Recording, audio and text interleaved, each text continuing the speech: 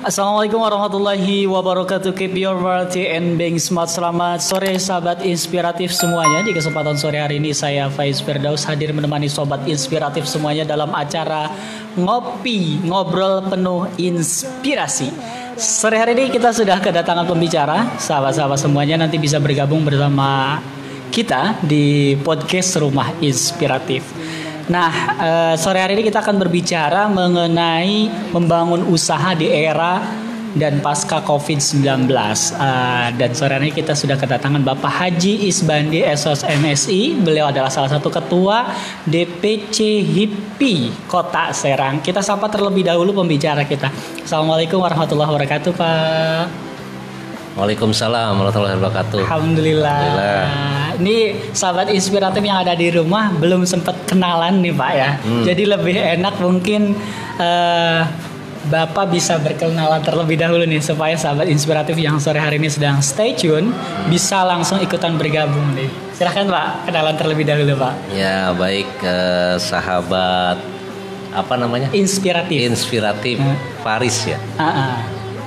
Yang saya banggakan, alhamdulillah hari ini saya diundang oleh komunitas ini ya, komunitas. Nama saya Isbandi dan kebetulan saya diberikan amanah untuk memegang salah satu organisasi, diantaranya organisasi Himpunan Pengusaha Pribumi Indonesia di Kota Serang, disingkat dengan HIPI.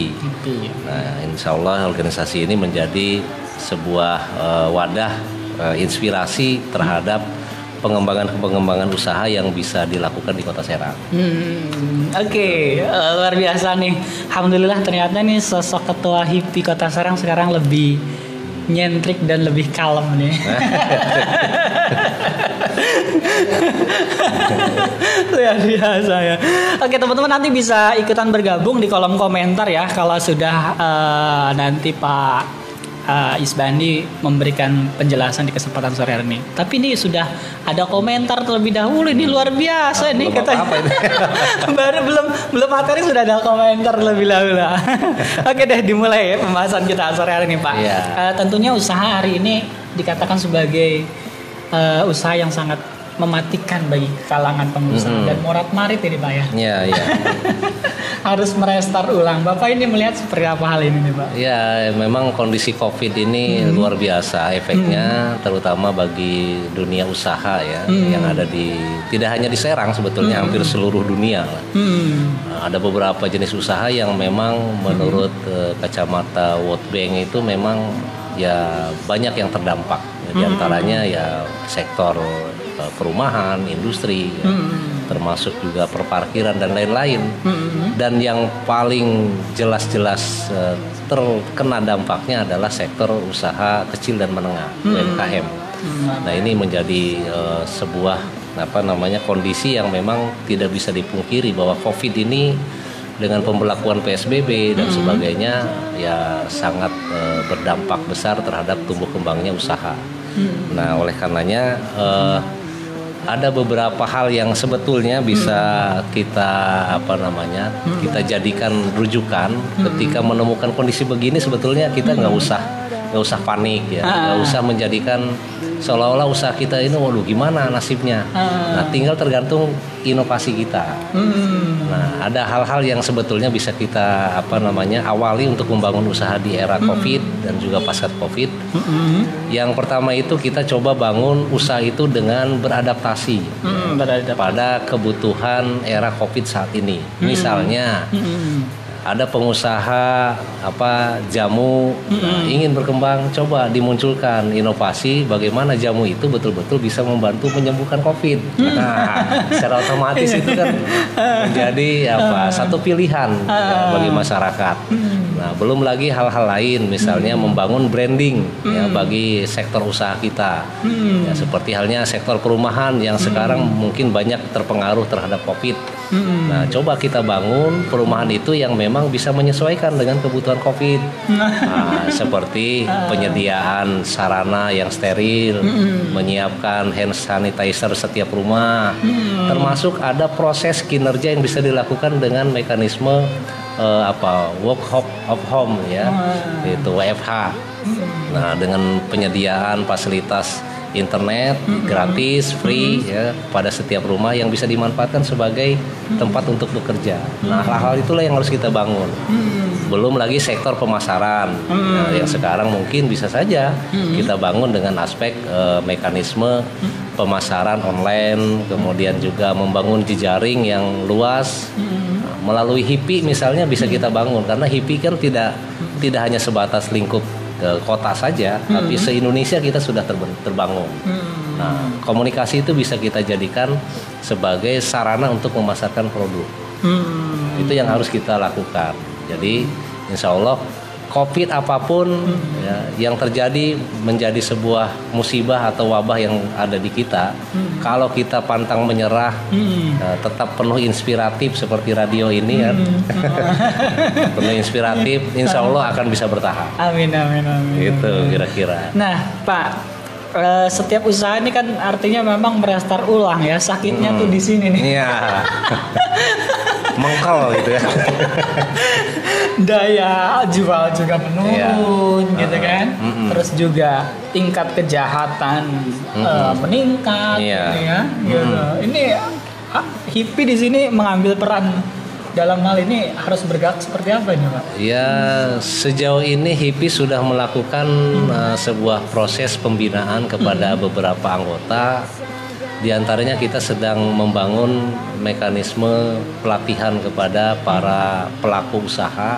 Ya, hanya memang ini lagi-lagi masih terkendala dengan persoalan PSBB, jadi belum bisa berjalan. Kita merencanakan kegiatan pelatihan bagi pelaku usaha untuk mendapatkan sertifikasi, yang nanti sertifikasi itu akan menjadi rujukan untuk memperoleh permodalan.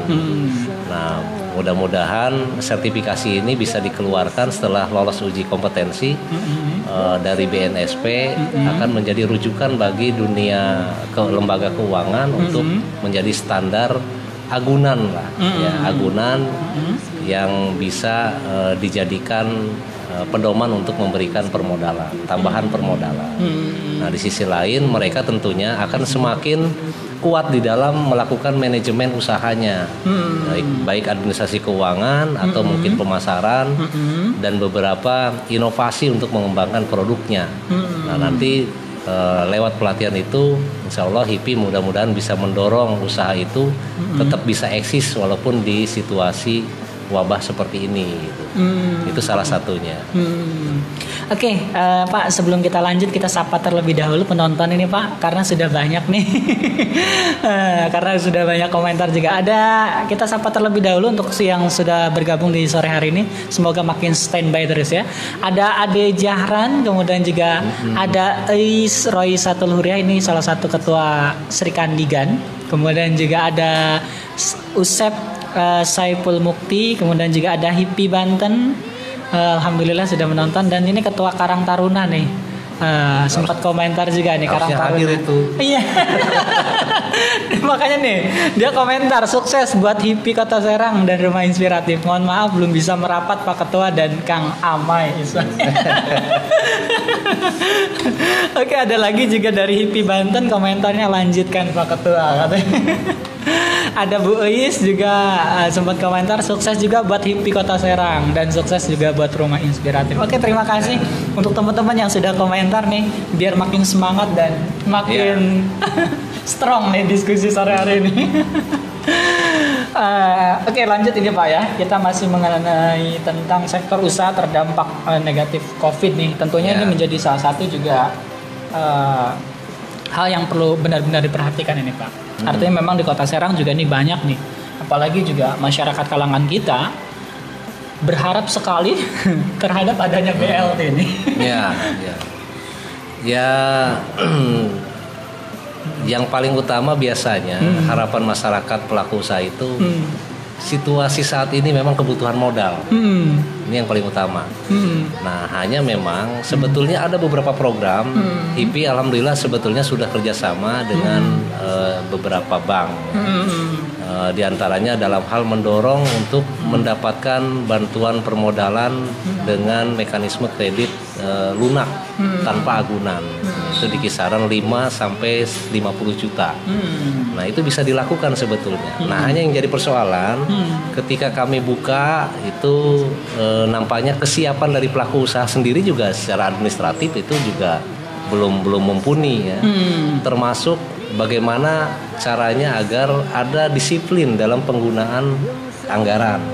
Nah, ketika misalnya mendapatkan kredit lunak dari perbankan. Nah, ini sebenarnya program pemerintah yang sudah kita dorong dan kita alhamdulillah sudah kerjasama dengan beberapa lembaga keuangan. Nah, tinggal dari pihak pelaku usaha mau memanfaatkan seperti apa. Nah, terkait dengan BLT, beberapa data juga sudah kami konfirmasi ke Dinas Indakop ya, Kota Serang. Memang hampir kurang lebih 10.000 pelaku usaha UMKM di Kota Serang itu 10.000 lebih. Nah, mungkin kita masih menunggu hasil verifikasi karena ada beberapa usaha yang didata itu ternyata memang sudah tidak berjalan. Kemudian ada juga memang usahanya sudah beralih profesi dan sebagainya lah. Nah, maka dari itu kita sedang menunggu hasil verifikasi. Sebetulnya dana itu informasi yang kita peroleh dari Indakop sudah tersedia. Nah, tinggal verifikasi itu yang belum selesai sehingga proses pencairan bantuan stimulan terhadap pelaku usaha belum bisa diturunkan. Kemudian juga nih Pak, di dalam dampak COVID ini juga terdapat sektor-sektor usaha yang tentunya menurunnya juga pendapatan berbagai sektor usaha, kemudian juga terhentinya sistem pembiayaan lembaga dan keuangan, kemudian juga terjadinya PHK nih. Ya. PHK massal ini membuat juga banyak kalangan masyarakat kita harus berpikir ulang ini Pak. Ya intinya tadi yang paling utama sekarang namanya pelaku usaha itu punya jiwa entrepreneur.